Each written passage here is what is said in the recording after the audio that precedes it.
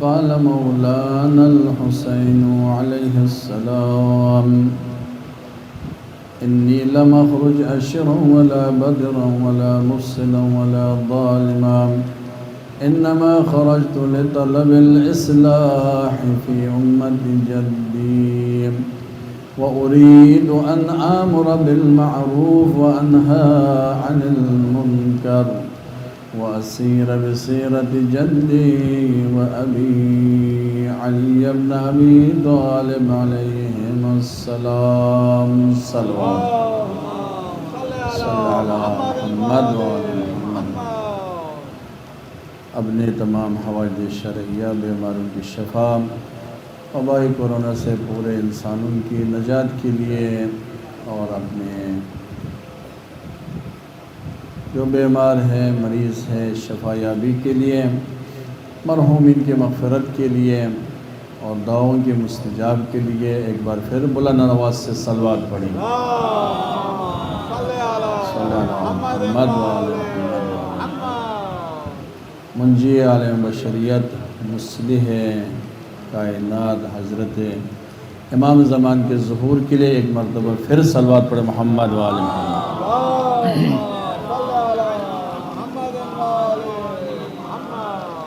عزاداران ابا عبداللہ حسین علیہ السلام، خداوند عالم آپ کی عزاداری کو ہم بارگاہ میں قبول فرمائیں اور بانیان مجلس کی توفیقات میں اضافہ فرمائیں اور حاضرین کی عزاداری کو زہرائے مرضیہ کے بارگاہ میں قبول و منظور فرمائیں۔ ہم آپ کی خدمت میں یہ گفتگو کر رہے تھے کہ حضرت امام حسین علیہ السلام کے اہداف اور ان کے مقاصد کی روشنی میں اس زمانے میں ہماری کیا ذمہ داری اور ذمہ داریاں ہیں، اس سلسلے میں ایک سلسلے گفتگو آپ کی خدمت میں نے شروع کیا تھا۔ اسی سلسلے کو آگے بڑھاتے ہوئے کل کی گفتگو ہماری یہاں تک پہنچی تھی کہ اصلاح کے دو رکن اساسی ہیں، دو اہم بنیاد ہیں۔ وہ یہ ہے، پہلے آپ کے پاس پروگرام ہونا چاہیے، آپ کے پاس ایک نقشہ ہو جس کے ذریعے سے آپ معاشرے میں اصلاح اور تربیت، امر بالمعروف کے جو اہم وظیفہ ہیں اس کو ادا کیا جا سکے۔ اصلاح کے پہلا جو رکن تھا وہ آپ کے پاس جو طریقہ کار ہے، کون سا طریقہ کار ہونا چاہیے۔ عرض کر دیا جو قرآن مجید نے ہمیں بتایا ہے وہ طریقہ کار، پہلا طریقہ، پہلی روش وہ وعظ و نصیحت ہیں، بشارت ہیں اور انذار ہیں، جسے قرآن مجید نے بیان فرمایا۔ اور دوسرا مجادلہ احسن ہے، علمی طریقے سے لوگوں کو سمجھانا، دلیل کے ذریعے جو آپ کے مد مقابل ہیں، جن کی آپ اصلاح کرنا چاہتے ہیں، وہ عقل کے ذریعے، منطق کے ذریعے، دلیل کے ذریعے سمجھائے، جس کو مجادلہ احسن کہا جاتا ہے۔ اور تیسری روش جس سے ہم نے آج بحث کرنی ہے وہ ہے فزیکی لحاظ سے، عملی لحاظ سے کیا کرنا ہے۔ ہم نے وعظ و نصیحت کی، وعظ و نصیحت سے اس کی اصلاح نہیں ہوئی، اور اس کے بعد ادلہ اور دلیل کے ذریعے سمجھانے کی کوشش کی، پھر بھی وہ راہ راست پر نہیں آیا، تو تیسرا مرحلہ، تیسرا طریقہ اور تیسری روش وہ عملی ہیں، جس کو ہم کہیں فزیکی طریقے سے اس کی اصلاح کرنا۔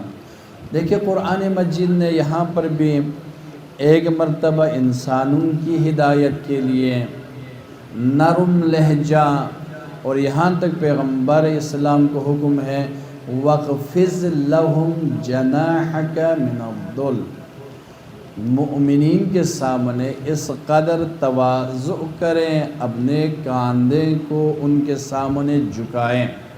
تواضع کی انتہا یہ ہے، جس طرح قرآن مجید میں والدین کے ساتھ والدین کے احترام کرنے کا جو طریقہ بیان کرا ہے، وَاخْفِضْ لَهُمَا جَنَاحَ الذُّلِّ، اپنے آپ کو جھکائیں والدین کے سامنے، احترام اور تواضع۔ اسی طرح پیغمبر کو بھی حکم ہے کہ مومنین کے سامنے آپ تواضع کریں۔ یہ بھی ایک ہدایت کا طریقہ ہے، در حقیقت اخلاق اسلامی، اخلاق الہی کو پیش نظر رکھتے ہوئے جو مومن ہے، باتقویٰ ہے، ان کے سامنے تواضع اور احترام سے جھکنا یہ حکم الہی ہے۔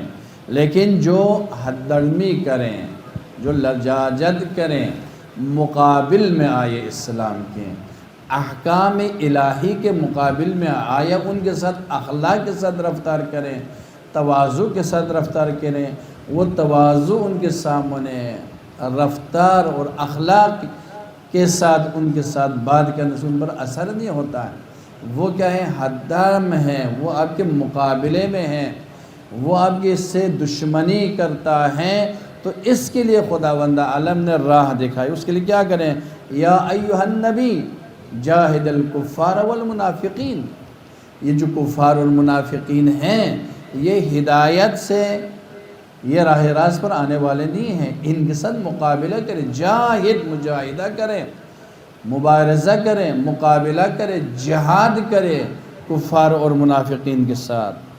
یا ایھا النبی جاہد الکفار والمنافقین وغلظ علیہم، اور شدت سے پیش آئے، سختی کے ساتھ ان کے ساتھ پیش آئے۔ اور اس سے بھی بڑھ کر یہ البتہ یہ فزیکل، جب جس کے ہاتھ میں حکومت نہ ہو، یہاں پر حکومت اسلامی، نظام امامت، نظام ولایت اور نظام معصوم کی ولایت اور امامت کی حکومت کی ضرورت یہاں پر پیش آتی ہے۔ آپ کسی کی ہدایت واعظ و نصیحت سے ہر کوئی کر سکتا، واعظ و نصیحت کریں۔ ہر عالم جو جاہل ہیں ان کے لیے دلیل اور برہان کے ساتھ دلیل پیش کر کے، برہان پیش کر کے اپنے مدعا کو ثابت کر سکتے ہیں، لیکن جب وہ مقابل میں آ جائیں، وہ نہ نصیحت سے نہ دلیل سے ماننے والا نہیں ہے، بلکہ وہ آپ کے ساتھ مقابلہ کرتا ہے، آپ کے ساتھ مبارزہ کرتا ہے، آپ کے ساتھ دشمنی کرتا ہے، ان کے لیے واضح نصیحت سے کام نہیں چلے گا، ان کے لیے سختی کرنے کی ضرورت ہے، بلکہ ڈنڈے کی ضرورت ہے۔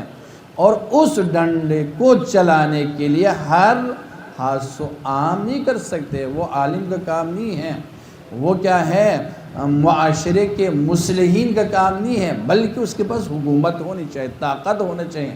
اب یہاں پر عقلی طور پر الہی قرآنی آیت کے مطابق ہر معاشرے میں ایک حکومت کی ضرورت ہے، تاکہ وہ نظام کے ساتھ، نظام الہی کے ساتھ یا حکومت کے ساتھ جو مقابلے میں آئے ان کو ڈنڈے سے روکے، ان کے ساتھ سختی کرے، وغلظ علیہم، ان کے ساتھ شدت کے ساتھ پیش آئے۔ لہٰذا فرمایا اگر اس سے بھی وہ راہ راست پر نہ آ جائیں تو فرمایا انما جزاء الذین یحاربون اللہ ورسولہ ویسعون فی الارض فسادا، اور جو لوگ اللہ کے مقابلے میں آتا ہے، اللہ کے رسول کے مقابلے میں آتا ہے اور زمین میں وہ فساد پھیلانا چاہتا ہے، تو ان یقتلوا او یصلبوا او تقطع ایدیہم، ان کو ان کے ساتھ یا جنگ کریں، ان کو قتل کریں، یا ان کو سولی پر چڑھائیں، یا ان کے کیا ہے ہاتھ اور پیروں کو کاٹیں، یہاں تک حکم ہے۔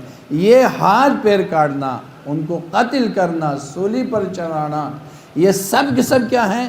ایک حکومت اسلامی، حکومت الہی، حکومت عدل کی ضرورت ہے۔ جا کر وہ معاشرے، چونکہ اصلاح کرنے، فساد تو نہیں پھیلانا ہے، معاشرے میں جو فاسد ہو چکا جو معاشرہ جو حرج مرج کا شکار ہے، اس کو کنٹرول کرنے کے لیے، اس کو کیا ہے، اس کی اصلاح کے لیے، اس کی تربیت کے لیے قدرت اور طاقت کی ضرورت ہے، اور وہ قدرت اور طاقت یہاں تک کہ ان کے قتل کرنے کی بھی ضرورت ہو، جنگ کرنے کی بھی ضرورت ہو، جب وہ زمین میں فساد پھیلانا چاہتے ہو، زمین میں فتنہ پھیلانے چاہتے ہو، ان کے لیے طاقت اور قدرت کی ضرورت ہے۔ وہ حکومت کا کام ہے، البتہ وہ حکومت خود فاسد ہو، حکومت خود ظالم ہو، حکومت خود کیا ہو، کرپشن میں مبتلا ہو، وہ عدالت قائم نہیں کر سکے گی، وہ کیا ہے، انصاف قائم نہیں دلا سکے گا،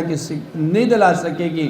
بنابراین یہاں پر ضرورت پڑتی ہے ایک حکومت عدل کی ضرورت ہے، ایک حکومت اسلامی کی ضرورت ہے، ایک ایسی حکومت کی ضرورت ہے جو نظام عدل پر مشتمل ہو، نظام الہی پر مشتمل ہو، اس کا حاکم عادل ہو۔ لہذا تشیع مکتب اہل بیت میں حاکم اسلامی کا عادل ہونا، عالم ہونا، معصوم ہونا ضروری ہے۔ اب معصوم نہ ہو تو کیا کریں؟ یہاں پر یہ ایک بالکل سادی بات ہے، بالکل کیا ہے، نارمل بات ہے۔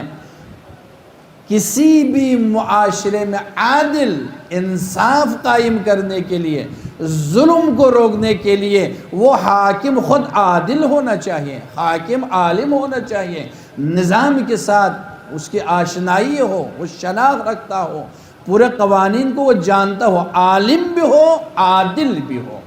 اور ہمارے عقیدے کے مطابق بعد از پیغمبر اسلام اس حاکم کا، عادل کا، عالم کے علاوہ معصوم بھی ہونا چاہیے۔ کیوں؟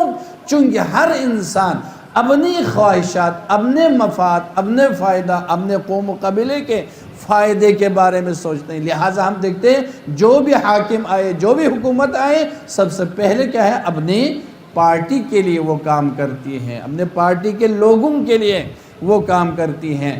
تو ایسی حکومت ہونی چاہیے جو کسی پارٹی بازی میں نہ پڑے، بلکہ وہ عمومی عوام کی خدمت کرے اور ظالم کا مقابلہ کرے اور مظلومین کا حق ادا کرے اور ان کے حقوق دلائے۔ اس کے لیے عالم، عادل اور معصوم کی ضرورت ہے۔ جب معصوم نہ ہو تو کیا کریں گے؟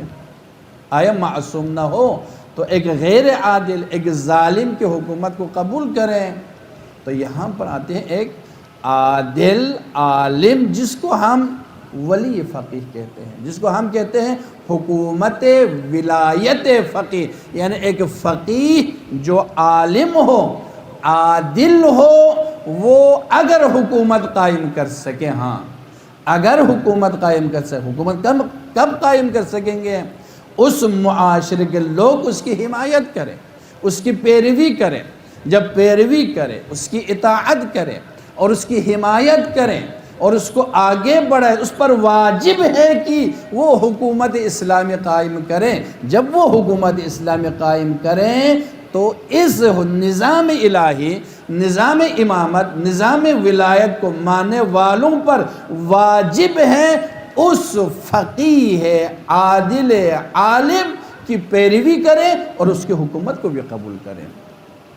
جس طرح اسلامی انقلاب کے بعد ایران میں یہ فضا، یہ زمینہ فراہم ہوا کہ ایک حکومت اسلامی قائم کرے، امام خمینی رحمۃ اللہ علیہ نے اسی عقلی دلیل کی بنا پر، قرآن کی آیات، روایت اپنے جگہ پر، ایک عقل یہ کہتی ہے کہ اگر ایک معاشرے میں نظام قائم کرنا ہو اور دو فرد میں منحصر ہو، ایک ظالم ہے، ایک عادل ہے، ایک جاہل ہے، ایک عالم ہے، کس کی حکومت ہونے چاہیے؟ ہمارے عقل یہ کہتی ہے جب ظالم اور عادل کا مقابلہ ہو، جاہل اور عالم کا مقابلہ ہو، تو ہمارے عقل کہتی جو عادل ہے، جو عالم ہے، اس کو آگے کرے اور اس کی حکومت کو قبول کرے۔ بنابراین انقلاب اسلامی کے بعد جو حکومت قائم ہو وہ حکومت الہی کا ایک نمونہ ہے، حکومت نظام امامت کا ایک نمونہ ہے، اور جس کے بعد ہمارے لیے فخر ہے کہ اس کائنات میں، اس دنیا میں اس وقت مکتب اہل بیت جو علوی حکومت کا ایک نمونہ، ممکن ہے اس کے ہزاروں عیب موجود ہوں، ہزاروں سینکڑوں نقائص ہو، مشکلات ہو، لیکن اگر ہم جس امام زمان، جس مصلح کل کے صلی علی محمد و آل محمد، جس مصلح کل کے ہم انتظار کر رہے ہیں، ہمارا انتظار شخص سے امام زمانہ آئے پھر متبرک ہو جائے ایسا نہیں ہے۔ ہمارے خواہش یہی ہیں، ہماری تمنا یہی ہے، ہماری دعا یہی ہے کہ امام تشریف لائیں، اس دنیا کو عدل و انصاف سے پر کر دیں، جس طرح ظلم و جور سے پر ہے۔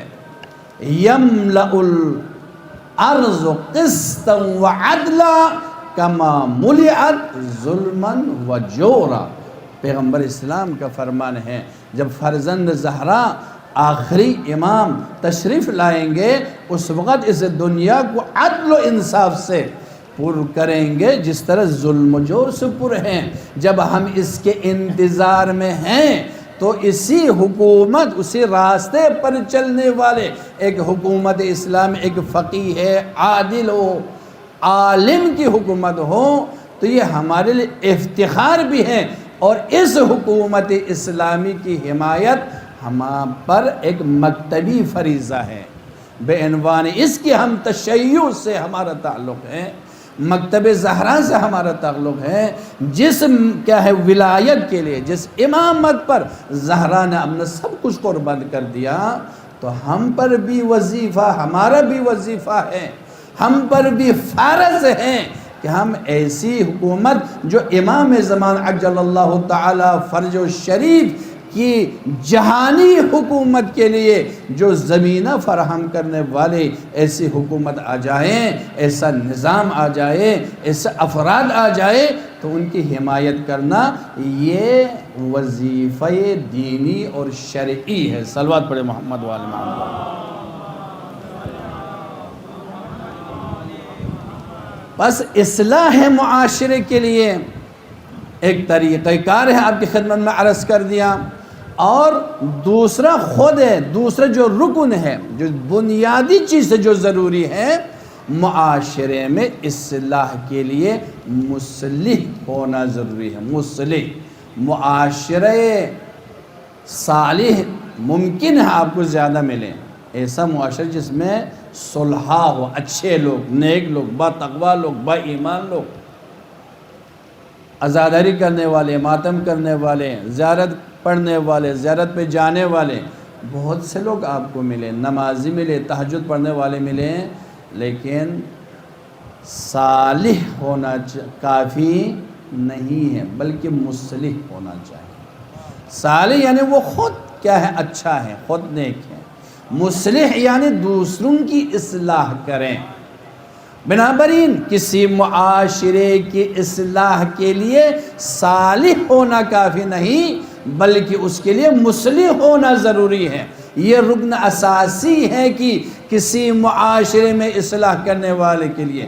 امام حسین علیہ السلام کے زمانے میں صالح صحابے بہت زیادہ تھے، ہزاروں کی تعداد میں، سینکڑوں کی تعداد میں۔ ابھی تو 40-50 سال گزر گئے تھے، صحابہ کرام جو صالح تھے، اچھے تھے، نیک تھے، پیغمبر کو دیکھا تھا، پیغمبر کی سیرت پر چلنے والے تھے، نماز تہجد پڑھنے والے تھے، حج کرنے والے تھے، ہزاروں کی تعداد میں حاجی تھے۔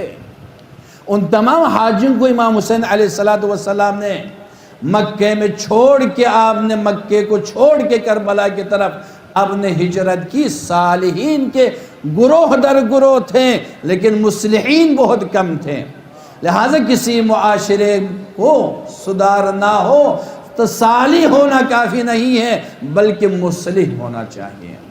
امام زمانہ عجل اللہ تعالی فرج الشریف کی صلی اللہ محمد وآل محمد جو خصوصیت ہیں، جو اہم صفت ہیں، وہ مصلح جہان ہے، اس کائنات، اس دنیا کی مصلح ہے۔ مصلح یعنی اصلاح کرنے والا۔ لہٰذا ضروری ہے کہ معاشرے کی اصلاح کے لیے صالح ہونے کے ساتھ ساتھ کیا ہو؟ مصلح بھی ہو، مصلح بھی ہو۔ البتہ صالحین کے لیے، صالحین کے بہت سے خصوصیات صفات ہیں۔ مصلحین جنت میں جانے والے ایک گروہ ہیں جو مصلحین کی ہیں، لیکن معاشرے کو سدھارنے کے لیے صالحین کے ساتھ مصلحین کی ضرورت ہے۔ معاشرے میں ہم دیکھتے ہیں کہ یہ معاشرہ، خود معاشرے کو سمجھنا بہت مشکل ہے، اور خصوصاً ہمارے جو زمانہ ہے، ہم معاشرے میں دیکھتے ہیں کہ جو عزادار ہیں، جو مکتبی ہیں، عاشورائی ہے، کربلائی ہیں، انہی کے درمیان ایک دوسرے کو کیا کہتے ہیں؟ ایک کو فاسق کہتے ہیں، ایک کو مفسد کہتے ہیں۔ ہاں جی، کسی کو ہم نے غالی کا نام دیا تو کسی کو ہم نے مقصر کا نام دیا، ہے نہیں ہے سب علی والے ہیں، لیکن کس طرح پہچانے؟ کس طرح پہچانے کہ یہ کون سا صحیح ہے؟ ہم قرآن مجید میں ہم دیکھتے ہیں، دیکھیں جناب موسیٰ علیہ السلام کو فرعون کیا کہتے ہیں؟ مفسد کہتا ہے، فرعون۔ اب کس طرح پہچانے؟ فرعون جیسا شخص اپنے آپ کو مصلح کہتا ہے، اور یہ فرعون ایک شخص کا نام نہیں ہے، فرعون ایک تفکر ہے۔ جس طرح یزید اور یزیدیت شخص سے ابن معاویہ نہیں ہے، بلکہ ایک تفکر ہے جو کربلا کے بعد حسین اور حسینیت ایک تفکر ہے، اسی طرح فرعون بھی ایک تفکر ہے کہ جو اپنے آپ کو صالح سمجھے اور دوسروں کو کیا ہے؟ اپنے کو مصلح سمجھے، دوسروں کو مفسد سمجھے۔ اس کی پہچان بہت اہم ہے۔ حضرت موسیٰ علیہ السلام کے بارے میں کہتے ہیں فرعون، قرآن مجید میں فرعون کی زبانی، یعنی فرعون کا دعویٰ یہ ہے کہ وَمَا أَهْدِكُمْ إِلَى سَبِيلِ الرِّشَادِ، میں تم لوگوں کو راہ راست کی طرف ہدایت کرنے والا ہوں۔ کون کہتا ہے؟ فرعون۔ میں راہ راست کی طرف، رشاد یعنی رشد، رشد یعنی ہدایت، ہدایت کی طرف تم میں ہے، ہدایت دینے والا، رہنمائی کرنے والا میں فرعون ہوں۔ اور موسیٰ کے بارے میں کہتے ہیں انی اخاف ان یبدل دینکم، مجھے خوف یہ ہے کہ یہ موسیٰ تمہارے دین کو کیا ہے؟ تبدیل کر دے۔ ہم بھی تو سنتے ہیں نا، ہمارے مجلسوں میں بھی سنتے ہیں، ہاں جی یہ فلانی تمہارے عقیدے کو خراب کر رہے ہیں، تمہارے دین کو خراب کر رہے ہیں، تمہاری ولایت کو خراب کر رہے ہیں۔ جو صحیح ولایت ہے، صحیح دین ہے، کہاں سے پہچانے؟ بس یہ تاریخ میں ہے اے سلسلہ۔ قرآن اس کی طرف اشارہ کیا ہے کہ فرعون کہتے ہیں کہ یہ موسیٰ، مجھے خوف اس بات پر ہے کہ موسیٰ تمہارے عقیدے کو، تمہارے دین کو خراب کر دیں اور زمین میں کیا کریں؟ یہ فساد کریں۔ وَأَن يَظْهَرَ فِي الْأَرْضِ فَسَاد، زمین میں یہ موسیٰ فساد لائے۔ پس جو مفسد ہے واقعاً، جو خود بگاڑ پیدا کرنے والے ہیں، وہ دوسروں کو مفسد کہتے ہیں تاکہ لوگوں کے اذہان کو مشوش کر دیں، لوگوں کے دلوں کو خراب کر دیں، لوگوں کے ذہنوں کو خراب کر دیں۔ وہ خود مصلح بنتا ہے اور دوسروں کو کیا ہے؟ مفسد سمجھتے ہیں۔ اس کی شناخت، اس کی پہچان بہت ضروری ہے۔ کون مصلح ہے اور کون مفسد ہے، کون صحیح عقیدہ دینے والے ہیں اور کون غلط عقیدہ کے پرچار کرنے والے ہیں۔ اسی کو بصیرت کہتے ہیں۔ مومن بصیر، بابصیرت ہونا چاہیے۔ مومن وہ مومن، واقعی مومن ہے جو اسی منبر پر دو باتیں ہو جائیں، تم کو پہچان لے کہ کون سے بات صحیح ہے اور کون سی بات غلط ہے، کون سا عقیدہ درست ہے، کون سا عقیدہ غلط ہے، اس کو پہچان کر اس کی پیروی کرے تو وہاں پر ہے بصیرت ہے۔ مومن کو بابصیرت ہونا چاہیے، وَإِلَّا فرعون بھی موسیٰ جیسے نبی اولوالعزم پیغمبر کو مفسد کہتا ہے۔ یہ شناخت کون پیدا کریں؟ سننے والے، دیکھنے والے، ان میں یہ شناخت ہونی چاہیے، ان میں یہ بصیرت ہونی چاہیے۔ مصلح ایک طبیب دوار ہیں، پیغمبر کے بارے میں ہے امیر المومنین فرماتے ہیں طبیب دوار بطبہ، پیغمبر کی صفت یہ ہے کہ وہ اپنے کیا ہے دوائی کے ساتھ، علاج و معالجہ کے اسباب کے ساتھ وہ ہر ایک کے پاس جاتے ہیں، وہ ایسا طبیب ہونا چاہیے۔ مصلح بھی ایسا ہی ہے، وہ طبیب دوار ہے، یعنی چلتے پھرتے ڈاکٹر، جو ایک کلینک میں نہیں بیٹھتا ہے کہ بیمار اس کے پاس آ جائے۔ مصلح وہ ہوتا ہے، مصلح وہ ہوتا ہے جو بیماروں کے پاس جا کر ان کا علاج کرے۔ مصلح یعنی طبیب دوار۔ محمد صلی اللہ علیہ وسلم، وہ درد کو بھی، معاشرے کے درد کو بھی سمجھیں، بیماری کو بھی سمجھیں، بگاڑ کو بھی سمجھیں، اس بگاڑ اور بیماری کے لیے کیا علاج ہے اسے بھی سمجھے اور اپنے ساتھ لے کے ہر جگہ پہ وہ خود پہنچ جائے۔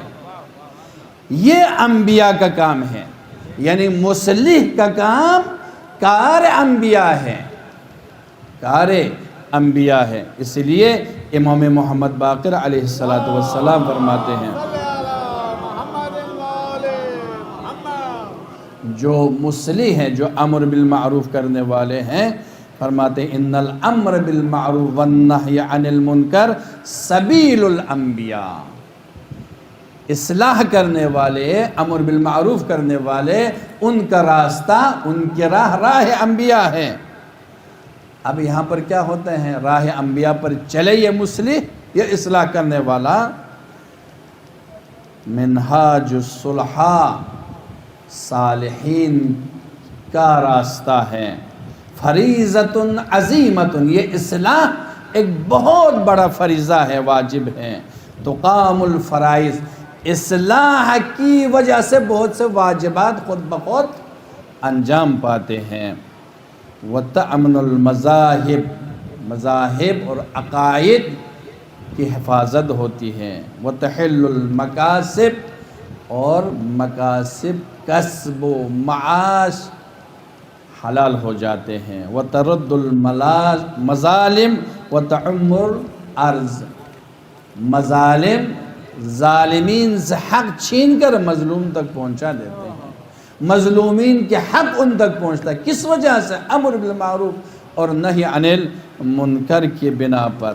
اور زمینیں آباد ہو جاتی ہے کس وجہ سے؟ مصلحین کی وجہ سے، امر بالمعروف کرنے والوں کی وجہ سے۔ صلوات پڑھیں محمد وآل محمد۔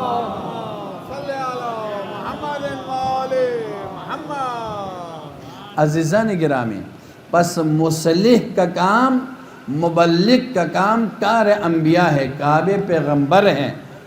پیغمبر عالم ہوتا ہے، پیغمبر کیا ہے؟ قوانین الہی پر عمل کرنے والا ہوتا ہے، کتاب الہی پر عمل کرنے والا ہوتا ہے، کتاب الہی کے عالم ہوتا ہے۔ عزیزان گرامی، جو امام حسین علیہ السلام کے مبلغ ہیں، جو امام حسین علیہ السلام کے ذاکر ہیں، جو امام حسین علیہ السلام کے مقاصد کو آگے پہنچانے والا ہے، قرآن مجید کے مطابق اس کا عالم ہونا ضروری ہے، اس کا قرآن کے قوانین اور الہی قوانین کے پابند ہونا ضروری ہے خود، اور اس کو جانتا بھی خود، عامل بھی ہو، عالم بھی ہو، عالم بھی ہو، پھر جا کر وہ آگے لوگوں کی تربیت کر سکتا ہے، آگے جا کر لوگوں کی اصلاح کر سکتا ہے، آگے جا کر کربلا کو صحیح معنوں میں پہنچا سکتا ہے۔ میں قرآن مجید صاحب کے لیے دلیل پیش کر رہا ہوں، فرماتے والذین یمسکون بالکتاب واقاموا الصلاۃ انا لا نضیع اجر المصلحین۔ دیکھیں، جو تمسک کرے قرآن مجید کے، تمسک کا مراد یہ نہیں ہے کہ جا کر قرآن کو چھوئے، بلکہ قرآن کے عالم اور عامل ہو، قرآن کو جانتا بھی ہو اور قرآن پر عمل کرنے والا ہے۔ والذین یمسکون بالکتاب، جو قرآن کے ساتھ تمسک رکھتے یعنی قرآن کو پڑھتے ہیں، سمجھتے ہیں، عمل کرتے ہیں، اور اس کے بعد اقام الصلاۃ، نہ فقط نماز پڑھے بلکہ اقامہ نماز کرے، نہ فقط وہ خود نماز پڑھنے والا ہو بلکہ نماز کو قائم کرنے والا ہو۔ اور اس کے بعد فرماتے ہیں اِنَّا لَا نُضِيعُ أَجْرَ الْمُصْلِحِينَ، ہم مصلحین کے اجر کو ضائع کرنے والے نہیں ہیں۔ جو قرآن سمجھتا ہے، سمجھاتا ہے، عمل کرتا ہے، عمل کراتا ہے، اس کا اجر خود خداوند عالم دیتا ہے۔ پس اصلاح واقعی کتاب الہی کے مطابق اصلاح ہونے چاہیے، اور قرآن مجید سے متمسک ہو کر فرمان الہی کے مطابق ہی اصلاح ممکن ہے۔ اگر قرآن کو نہ پہچانے، قرآن کو نہ جانے، اس پر عمل نہ ہو تو پھر وہ اصلاح نہیں ہے۔ جو اصلاح ہے واقع جو خدا چاہتا ہے، جو ائمہ چاہتے ہیں، جو پیغمبر چاہتے ہیں، وہ اصلاح نہیں ہے۔ ممکن کوئی اور اصلاح ہو لیکن جو خدا کے مرضی کے مطابق نہیں ہے۔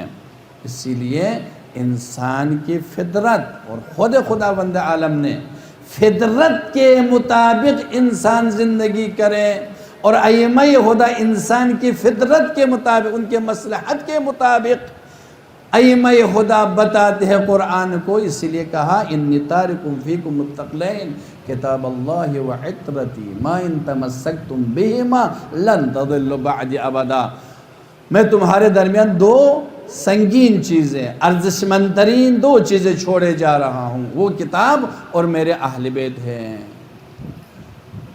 جو بھی قرآن اور اہل بیت سے متمسک رہیں لن تضلوا بعد ابدا، وہ کبھی گمراہ نہیں ہو سکتا ہے۔ وجہ کیا ہے؟ چونکہ اہل بیت عالم قرآن ہیں، اہل بیت عالم قرآن ہیں، اور قرآن اہل بیت کو نے اسے بیان کر دیا ہے۔ یہ دونوں قابل تفکیک نہیں ہیں، یہ دونوں جدا نہیں ہو سکتے ہیں۔ حتی یرد علی الحوض، یہاں تک کہ میرے پاس روز قیامت حوض کوثر پر پہنچے، حوض کوثر پر پہنچے۔ عزیزان کرام، آپ کی زحمت تمام۔ امام حسین علیہ السلام اہل بصرہ کو جب آپ نے ایک خط لکھا کربلا جاتے ہوئے، اس خط میں سے ایک جملہ یہ ہے انا ادعوکم الی کتاب اللہ و سنت نبیکم، میں تمہیں کتاب الہی اور پیغمبر کی سنت کی طرف، تمہارے پیغمبر کی سنت کی طرف دعوت دیتا ہوں۔ اس کے بعد والے جملہ بہت اہم ہے۔ کتاب و سنت کی طرف دعوت دینے والے بہت ہیں، لیکن کتاب و سنت کو پہچانے والے، جانے والے، اس کے علم رکھنے والے بہت کم ہیں۔ مظلوم کربلا امام حسین علیہ السلام ہم عالم قرآن ہیں، ہم عالم سنت ہیں، لیکن اس کے بعد امام حسین جس مقصد کے لیے امام حسین علیہ السلام نے قیام کیا ہے، جس ہدف کے لیے امام حسین علیہ السلام نے قیام کیا ہے، اس جملے سے ہمیں معلوم ہوتا ہے۔ وہ جملہ یہ فَإِنَّ السُّنَّةَ قَدْ أُمِيتَتْ وَإِنَّ الْبِدْعَةَ قَدْ أُحْيِيَتْ، سنت پیغمبر مر چکی ہے، بدعتیں زندہ ہو چکی ہیں۔ وَإِنَّ الْبِدْعَةَ قَدْ أُحْيِيَتْ وَإِن تَسْمَعُوا قَوْلِي وَتُطِيعُوا أَحْدِكُمْ إِلَى سَبِيلِ الرَّشَادِ۔ دیکھیں امام حسین علیہ السلام فرماتے ہیں میں تمہیں قرآن اور سنت کی طرف بلا رہا ہوں، اور قرآن اور سنت کی تعلیمات ختم ہو چکی ہیں۔ پس امام حسین کا مقصد کیا تھا؟ سنت پیغمبر، جس طرح امام حسین علیہ السلام نے مدینے سے نکلتے ہوئے فرمایا کہ اسیر بسیرت جدی و ابی علی بن ابی طالب، میں اپنے بابا اور نانا کی سیرت پر چلنے کے لیے، نہ سیرت پر چلنے کے لیے، سیرت پر چلنے کے لیے سفر کرنے کی ضرورت نہیں ہے، قیام کرنے کی ضرورت نہیں ہے، انقلاب لانے کی ضرورت نہیں ہے۔ امام حسین علیہ السلام سنت پیغمبر پر چلنے کے لیے نہیں بلکہ سنت پیغمبر کی احیاء کے لیے، تاکہ لوگ اس پر عمل کریں، اس کے لیے قیام کیا ہے۔ عزیزان گرامی، پیغام کیا ہے اس روایت میں؟ امام حسین علیہ السلام کے اس فرمان میں آپ اور میرے لیے کیا پیغام ہے؟ اگر سنت پیغمبر پر عمل نہیں ہو رہا ہے اور بدعتوں نے سر اٹھائی ہیں تو آپ اور میرا فریضہ جو عزادار ابا عبداللہ ہے، جو محبان اہل بیت ہے، جو حسین کے عاشق ہے، جو حسین پر مٹ ملنے کے لیے تیار ہے، ان بدعتوں کا مقابلہ کرنا چاہیے، سنت پیغمبر کی احیاء کرنا چاہیے۔ ہم اپنے مجلسوں میں سنت پیغمبر کے احیاء کریں، اگرچہ انہی مجالس میں بھی بدعتیں سر اٹھائے تو ان بدعتوں کا مقابلہ کرنا آپ بے عنوان محبان اہل بیت، آپ بے عنوان عزادار ابا عبداللہ الحسین، آپ پر واجب ہے، آپ پر فرض ہے کہ ان بدعتوں کا مقابلہ کرے تاکہ چہرہ کربلا مسخ نہ ہو جائے، قیام ابا عبداللہ مسخ نہ ہو جائے، قیام ابا عبداللہ کا جو واضح چہرہ ہے، مقصد امام حسین کا جو اصل ہدف ہے، وہ انہی بدعتوں کے ساتھ ساتھ وہ بھی ختم نہ ہو جائیں۔ لہٰذا ان بدعتوں کا مقابلہ کرنا، ان غلط رواجوں کا مقابلہ کرنا اور سنت پیغمبر، سنت امام حسین، سیرت امام حسین علیہ السلام کو زندہ کرنا آپ اور میرا وظیفہ اور شرعی فریضہ ہے۔ صلوات پڑھیں محمد و آل محمد پر۔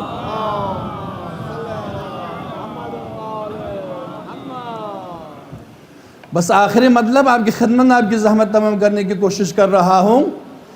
آپ اصلاح کرنا چاہتے ہیں، ہر کوئی اصلاح نہیں کر سکتا ہے، اصلاح کرنے کے لیے دو شرط ضروری ہے مصلح بننے کے لیے، اصلاح کرنے کے لیے۔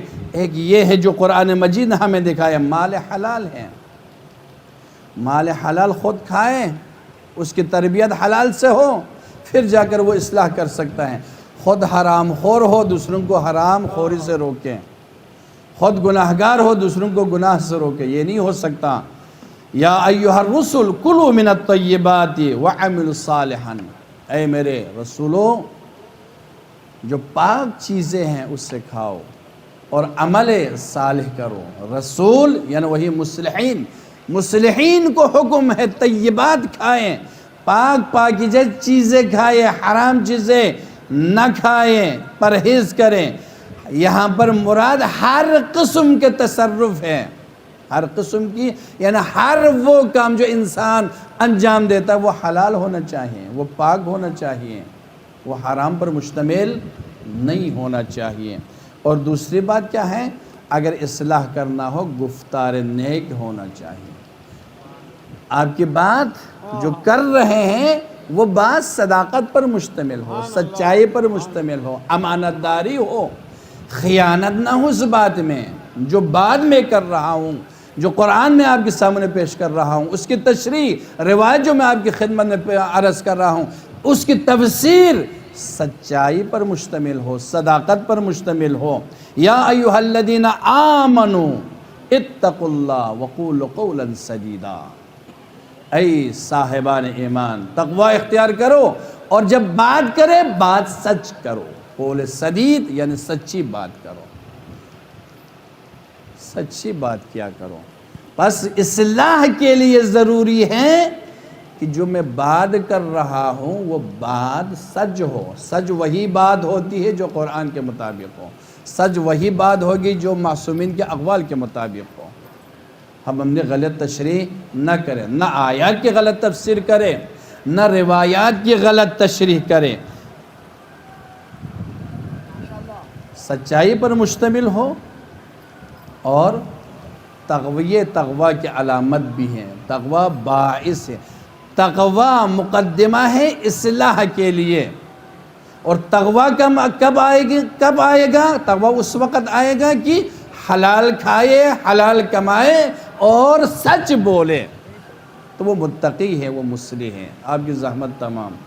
مظلوم کربلا امام حسین علیہ السلام انہی چیزوں کے لیے، بدعتوں کو ختم کرنے کے لیے، سنت پیغمبر کے احیاء کے لیے سب کچھ اسلام پر قربان کر دیا۔ یہ سلسلہ مصائب آپ کی خدمت میں جو عرض کر رہا تھا، بعد از واقع کربلا مظلوم کربلا نے اپنا حصہ، جو اپنا وظیفہ تھا، جو اپنی ذمہ داری تھی، وہ عصر عاشور سے پہلا آپ نے ادا کر دی، لیکن اس کے بعد ساری ذمہ داری زینب کے کاندھے پر آتی ہے۔ کربلا در کربلا میمون گر زینب نبود، نینوا در نینوا میمون گر زینب نبود۔ اگر زینب نہ ہوتی تو کربلا میں دفن ہو جاتی۔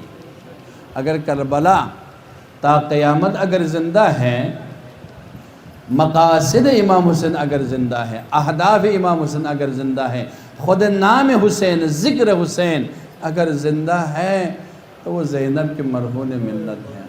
زینب نے بہت سی زحمتیں اٹھائی ہیں نام حسین کو زندہ رکھنے کے لیے، قیام ابا عبداللہ حسین کو زندہ رکھنے کے لیے اور دنیا تک پہنچانے کے لیے۔ مظلوم کربلا کے جو یتیم اسرا ہیں، وہ زینب کے سربراہی میں گودال قتلگاہ سے روانہ ہو رہے ہیں کوفے کی جانب۔ یہاں پر بھی دل خراش واقعات پیش آئے ہیں۔ ایک دل خراش واقعہ وہ تھا جو آپ کی خدمت میں نے کل عرض کر دیا، جب یہ قافلہ کربلا کے میدان اور مقتل میں پہنچے۔ اب مقتل سے جانے کا جب وقت آیا تو ظالمین ہر بچے کے پیچھے تازیانہ لے کر کھڑا ہے۔ یہ بچے لاشوں سے جدا نہیں ہو رہے ہیں، آسانی سے جدا نہیں ہو رہے ہیں۔ مظلوم کربلا کے جو 4 سالہ بیٹی ہیں، جو ہمیشہ حسین کے سینے پر سونے کی عادت تھی، روز 11 11ویں محرم کو جب کربلا کے مقتل سے گزر رہے ہیں، اپنے بابا کے سینے پر سر رکھ کر روتی روتی بے ہوش ہو گئی۔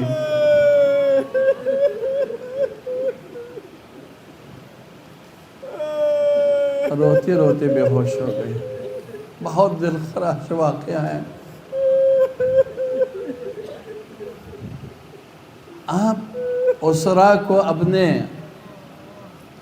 وارثوں کے لاشوں سے جدا کیا جا رہا ہے، لیکن حسین کی یہ 4 سالہ بیٹی اپنے بابا کے جنازے سے جدا نہیں ہو رہی۔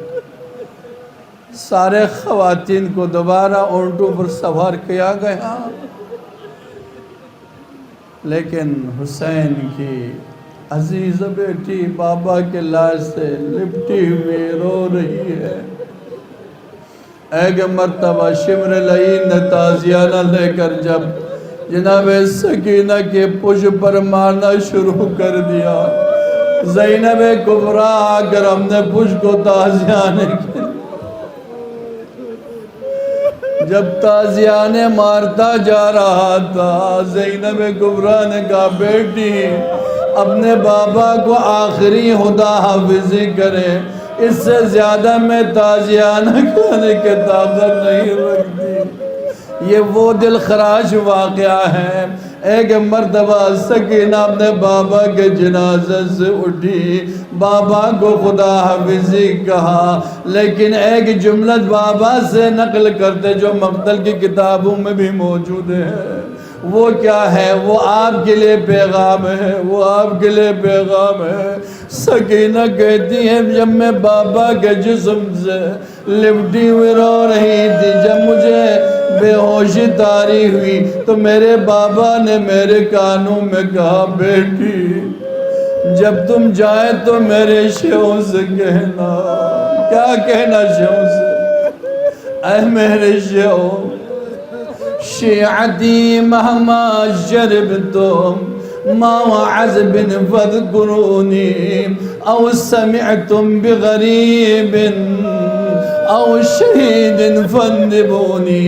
اے میرے شیعوں، جب بھی ٹھنڈا پانی پیو میری پیاس کو یاد کرو، جب بھی کسی غریب کی موت کی خبر آئے جب کسی کی شہادت کی خبر آئے میرے غربت اور پیاسے شہید ہونے کو یاد کرو۔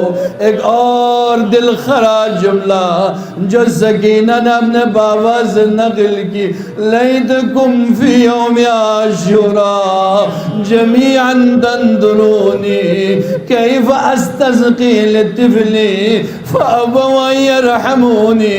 اے میرے شوکاش یوم عاشوراء کربلا کے میدان میں ہوتے، میں اپنے 6 ماہ علی اصغر کو کیسے دشمنوں سے پانی مانگ رہا تھا، وہ پانی کے بجائے علی اصغر پر تیر برسا کر شہید کر دیا۔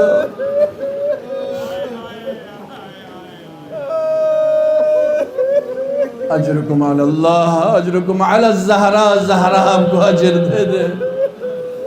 آپ کا رونا کتنا بابرکت ہے۔ حضرت آیت اللہ بہجت کوئی معمولی شخصیت نہیں ہے، فقیہ ہے، عارف ہے، کامل ہے اس زمانے میں، تے خدا رحمت کرے۔ وہ فرماتے ہیں مظلوم کربلا پر رونا گریہ کرنا آنسو بہانا نماز شب سے افضل ہے۔ نماز شب کی فضیلت آپ سب کو پتہ ہے۔ فرماتے حسین پر گریہ کرنا، حسین پر گریہ کرنا، حسین پر رونا نماز تہجد سے بھی افضل ہے۔ خدا آپ کو جزا دے دے، زہرا آپ کو جزا دے دے۔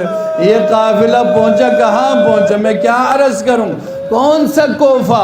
وہی کوفہ جس میں امیر المومنین نے 4 سال حکومت کی ہے۔ یہ وہی کوفہ ہے، وہی کوفہ ہے۔ کوفہ کے ہر خواتین زینب کو جانتی تھی، کوفہ کا ہر شخص حسین کو جانتا تھا۔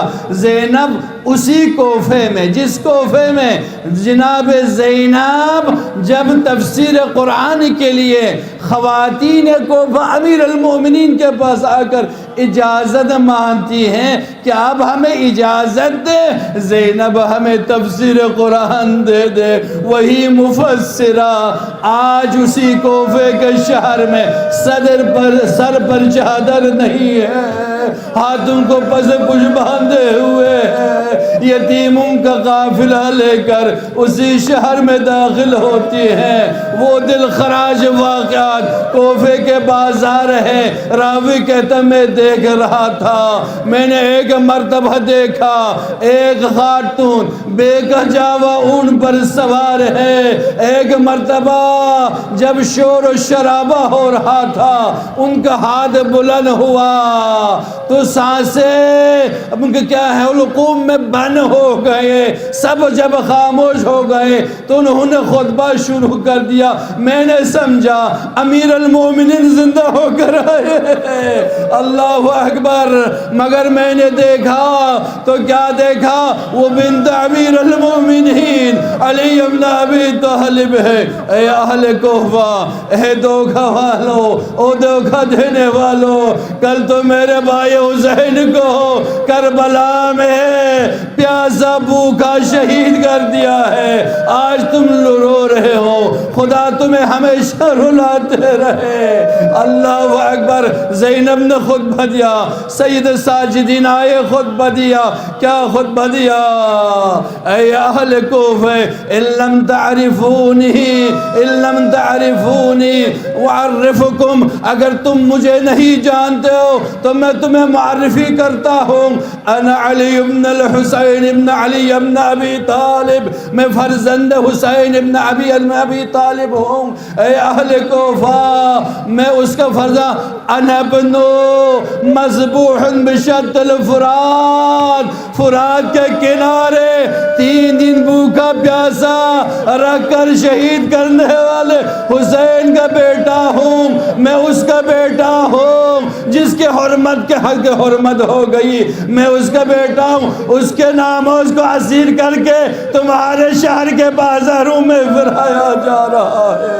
اللہ اکبر اللہ اکبر۔ ایک مرتبہ جب شور شرابہ شروع ہوا، سارے رونے لگے، زینب کے سامنے سر حسین کو لایا گیا تاکہ زینب کو خاموش کرا دے۔ اللہ اکبر۔ زینب نے کیا دیکھا؟ عصر عاشور کے بعد اپنے بھائی کی زیارت نہیں ہوئی تھی۔ جب حسین کو زینب نے دیکھا تو اپنے بھائی کو خطاب کر کے کہتی ہے، یا ہلال یا ہلال لما استتم کمالا غالہ خصبہ فابدى غروبا۔ زینب کبریٰ نے تشبیہ دیتے ہیں، تشبیہ دے رہی ہے مظلوم کربلا کو، مہینے کی جو پہلی چاند ہے جس کو ہلال کہا جاتا ہے، ہلال کو ہلال اس لیے کہتے ہیں، زینب نے حسین کے سر مبارک کو اس ہلال کے ساتھ تشبیہ دی جو بہت کمزور ہوتا ہے، بہت ضعیف ہوتا ہے، جو دیکھنے میں آتے ہیں، جو 2 دن غائب رہنے کے بعد طلوع ہوتا ہے، ہر کوئی نہیں دیکھتا۔ زینب سر مبارک کو اس چاند کے ساتھ تشبیہ دے کر کہہ رہی ہے، اے میرے ہلال، آپ طلوع ہونے سے پہلے کیسے غروب ہو گیا؟ ما توہمت یا شقیق فؤادی ہاکذا مقدرا مکتوبا۔ بھائی، نانا نے تو یہ بتایا تھا آپ کو شہید کریں گے، نانا نے تو یہ بتایا تھا میرے 18 بھائی کربلا میں شہید ہوں گے، لیکن مجھے یہ پتا نہیں تھا کہ آپ کے سر مبارک کو نیزے پر بلند کر کے شام و کوفہ کے بازاروں میں میرے سامنے برایا جائے گا۔ بس آخری جملہ، ایک مرتبہ زینب کہتی ہے، بھیا حسین مجھ سے کلام نہ کرے تو نہ کرے، اما تیری بیٹی 4 سالہ بیٹی آپ کے فرقت میں، آپ کے جراحی میں ہے، دل کباب ہو چکا ہے، اپنی بیٹی سے ذرا بات کرو۔ اللہ لعنت اللہ۔